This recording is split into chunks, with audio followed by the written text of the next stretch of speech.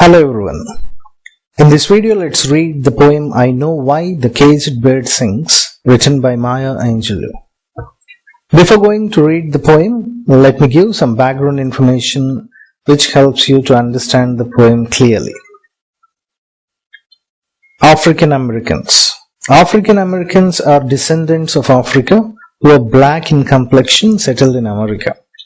Most of these are descendants of enslaved Africans sold by Europeans in 16th century. They face a lot of racism. Racism means discrimination based on race. They faced racism and restrictions. They hadn't had their freedom for centuries. They fought for their civil rights. Civil rights are rights that protect individual freedom from government or private organizations. Due to that, they got their freedom and now they are treated equally. The present poem gives the expression to the feelings of African Americans of those times. Let us know about the poet. Maya Angelou, born in 1928 and lived up to 2014. She was African American poet and civil rights activist. She was an actor, director, and producer of plays, movies, and television shows. She was a professor at Wake Forest University in North Carolina, USA. She received a number of awards and honorary degrees. One of her sayings, "I make writing as much a part of my life as I do eating or listening to music," tells us her passion towards writing. She published 7 autobiographies, 3 books of essays, and several collections of poems and plays. A present poem, I Know Why the Caged Bird Sings, is one of her well-known poems which has universal appeal. Even the poem gives the expression the feelings of African Americans. It refers the feelings of all oppressed people. The poem has autobiographical element as Maya Angelou herself is an African American, and through the title she is telling she knows the feelings of oppressed. In the title, I refers to the poet. In this poem, Angelou makes a comparison between the lives of a free bird, which is suggestive of a white American, and a caged bird, which is a suggestive of African American. Let's read the poem. Stanza 1. A free bird leaps on the back of the wind and floats downstream till the current ends, and dips his wing in the orange sun rays and dares to climb the sky. A free bird leaps. Leaps means jumps. A free bird jumps from ground or a tree on the back of the wind and floats downstream till the current ends. So this bird jumps from ground or a tree and starts floating in the air with the help of its wings. It floats till the current of the flight takes it. Current is the flow of air.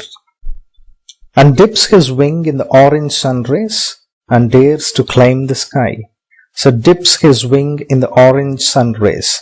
It immerses in the pleasure by taking bath in sunlight.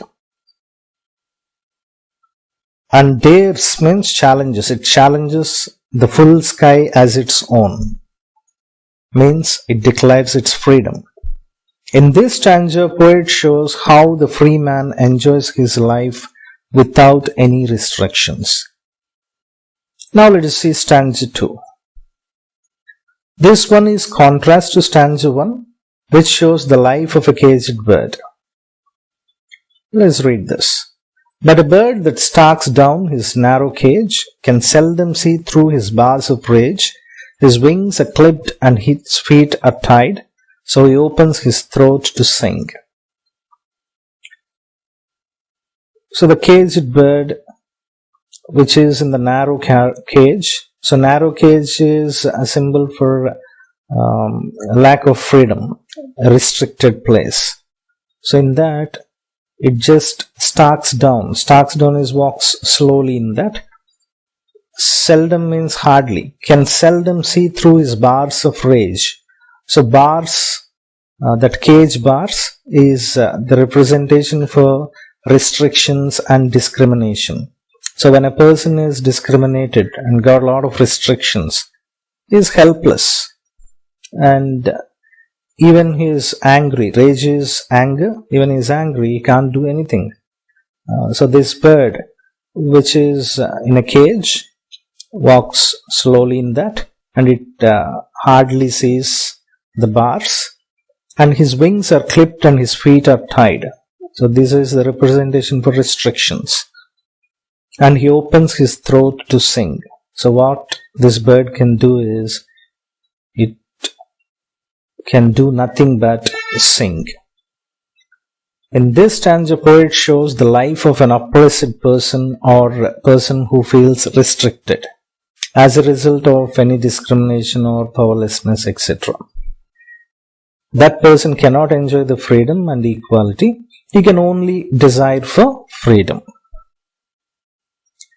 Now let us read stanza 3. The caged bird sings with fearful trill of things unknown, but longed for still, and his tune is heard on the distant hill, for the caged bird sings of freedom. So here, this stanza is continuation to stanza 2. The caged bird sings with fearful trill. Trill is high-pitched sound. So it sings with fearful trill, with high-pitched sound, because of unknown things. The caged bird is afraid of many unknown things, but longed for still, but still it desires for freedom. It longs for freedom. And his tune is heard on the distant hill, for the caged bird sings of freedom. But his voice is heard far as he sings for freedom. So a distant hill is indication for far away.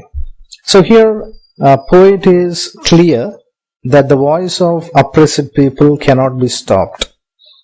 The person's voice reaches many, as this bird is singing for freedom. Likewise, a person who is oppressed shouts for freedom, and his voice is heard too far, and many can hear his voice. Now let us see stanza 4. In this stanza, poet tells how a free bird thinks and dreams. Let us see. The free bird thinks of another breeze, and the trade winds soft through the sighing trees, and fat worms waiting on a dawn bright lawn, and he names the sky his own. Free bird thinks of another breeze. Another breeze means when that free bird finishes one flight, it thinks of taking the next flight. And the trade winds soft through the sighing trees. Trade winds are steady winds. They go through this, it passes through the leafy branches. When it passes through the leafy branches, it makes a sighing sound. So, free bird thinks about that flight and about the breeze. Not only that, and fat worms waiting on a dawn bright lawn. So it thinks about fat worms waiting on a bright lawn at dawn time. Dawn is early in the morning. And he names the sky his own. So it is free to fly in any direction. So such is the life of a free bird. Now let us see stanza 5. In this stanza, poet tells how a caged bird thinks and dreams. Let us see. But a caged bird stands on the grave of dreams. His shadow shouts on a nightmare scream. His wings are clipped and his feet are tied, so he opens his throat to sing. So caged bird stands on the grave of dreams, means dreams that seem to be dead. Means its dream of flying is never going to be fulfilled. His shadow shouts on a nightmare scream. Nightmare is bad dream. Scream is cry in fear. So the scream is coming from his shadow instead of the bird itself.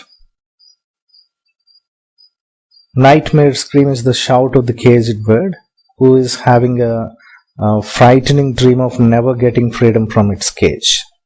His wings are clipped and his feet are tied, so he opens his throat to sing.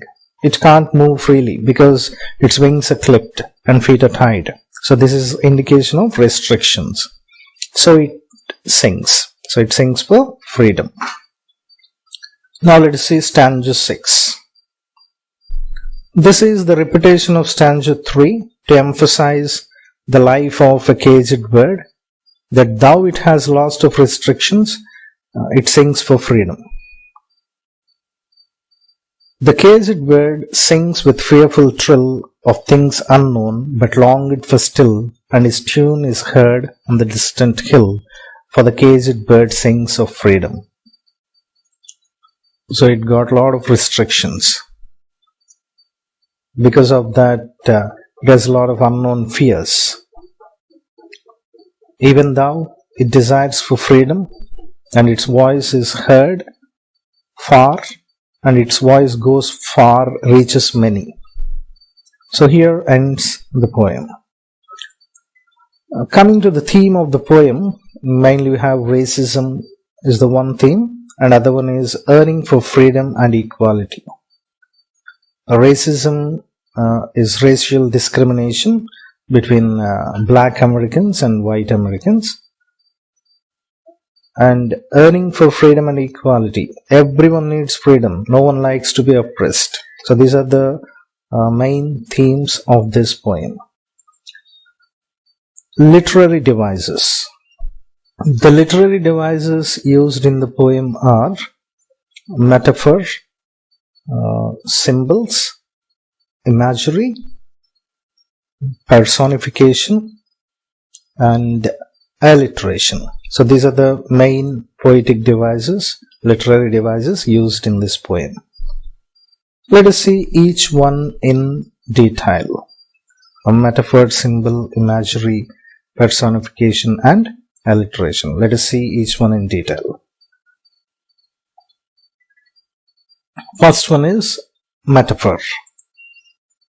A metaphor is a figure of speech in which a word or phrase denoting one kind of object or action is used in place of another to suggest a likeliness. In simple words, we can say indirect comparison. In simile, poet compares one thing to another by using the words as and like. Here, without using that words, there is a comparison between two things. In this poem, notable metaphors are caged bird and free bird. The free bird is the metaphor for a white American, and the caged bird is the metaphor for a black American. Next, symbols. The poet used the objects of nature as symbols in the poem. We have three: the sun, the wind, and the hills. The sun stands for power, wind stands for freedom, hills stand for glory. Next, imagery. There are beautiful images in the poem convey the idea of freedom and expression. For example, in stanza 1, the flight of the free bird in the evening sky is a beautiful visual image. Other notable one is caged bird with his clipped wings and tied feet. Next one, personification. Personification means poet gives human qualities to inanimate objects, non-living things. So in this poem, we see that in the line, the trade winds soft through the sighing trees. Another one, his shadow shouts on a nightmare scream. So shadow, which is an inanimate object, but here it is shouting. So that is what we call personification. And last one, alliteration. Alliteration is repetition of consonant sounds in the single line of particular stanza. We notice that alliteration in the following lines. The free bird thinks of another breeze, B sound, B.